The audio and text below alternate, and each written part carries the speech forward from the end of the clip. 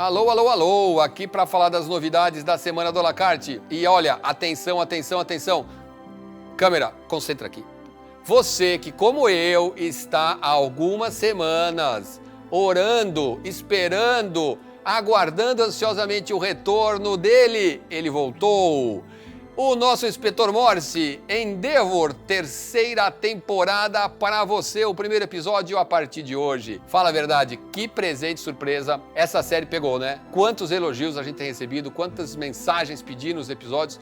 Eu, quando tinha assistido as 2 primeiras temporadas, tinha adorado, a gente batalhou para conseguir e agora eu vou assistir junto com vocês a terceira. Então, a gente tem o primeiro episódio da terceira temporada de Endeavor. Nesse episódio, o jovem Inspetor Morse vai até um lago que fica próximo e acaba, em função de coisas que vão acontecer, tendo que conviver ali com aquela classe mais abastada que tem suas casas à beira do lago. Não vou contar mais, porque é sempre bom assistir sem saber o que vai acontecer, mas garanto que vocês vão curtir o primeiro episódio da terceira temporada de Endeavor.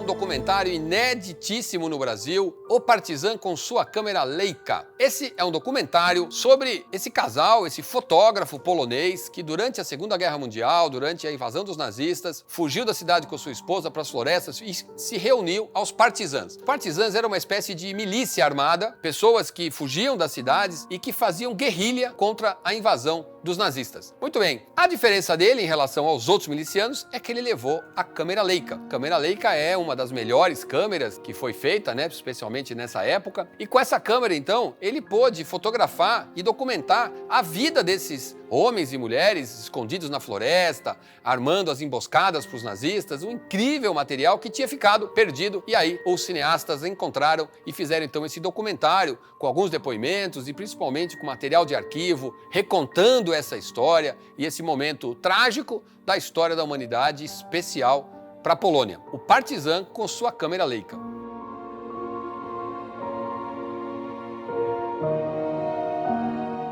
O filme de lista da semana é O Olhar da Inocência. É um filme muito especial. A história se passa ali no entre guerras, né, entre Primeira e Segunda Guerra Mundial, numa cidade do interior, próxima do rio Loire. E aí tem esses pântanos que ficam ali, enfim, um lugar muito aprazível e onde a gente tem esses amigos que vivem, pessoas já de uma certa idade, e os acontecimentos que vão passar. Tem um elenco muito bacana, 3 atores que você já viu em muitos filmes franceses, André Dussolier, Jacques Gamblin e o Jacques Villeray. O Jacques Villeray não costuma ser personagem principal dos filmes. É um ator francês que tem umas bochechinhas e um olhão assim. Você tá vendo aí a imagem. Você já viu ele em muitos filmes franceses e aqui ele tem um papel principal. E também tem Isabelle Carré, novinha, que tem um papel importante, uma atriz especial. Você também já viu alguns filmes que ela tem aqui no nosso à la carte, como Esperando Acordada, entre outros. E aqui ela tá no começo da carreira, fazendo já um papel de destaque. É um filme delicioso, delicioso, que vai deixar você sorrindo quando você assistir O Olhar da Inocência.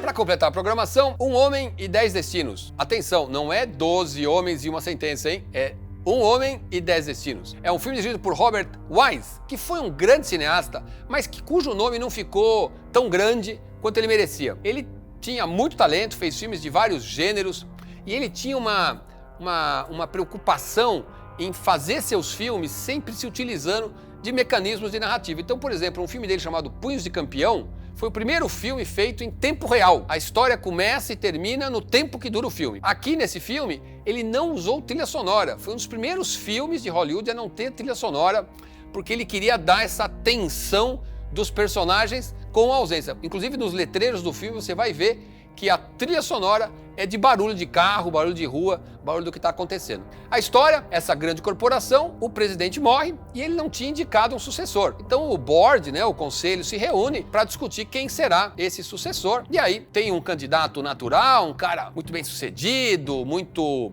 ardiloso, muito carismático, mas o conselho fica um pouco temeroso, algumas das pessoas, e tem um outro candidato que é um cara mais ligado à ciência, muito idealista, e aí esse confronto entre o idealista e o pragmático, e a gente acompanha. O filme teve 4 indicações para o Oscar, inclusive para atriz coadjuvante, a atriz Nina Fock, que no filme faz a Erika Martin, que nem é um papel tão grande assim, e foi a única indicação da vida dela como atriz coadjuvante. E uma curiosidade, quando Robert Wise a convidou para fazer esse personagem, ela leu o roteiro e aí foi dizer que não queria fazer o filme porque o personagem era pequeno.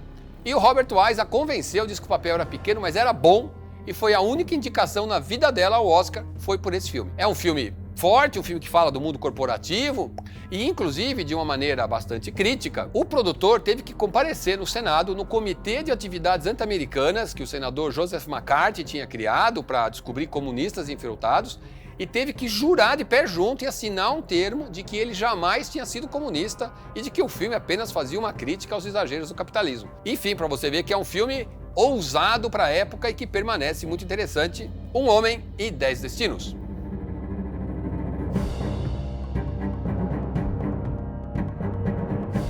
Bom, mais uma programação bacana, sem contar que tem Endeavor de volta para vocês. É isso aí, monte seu cardápio, tudo isso para vocês a partir de hoje aqui no nosso à la carte.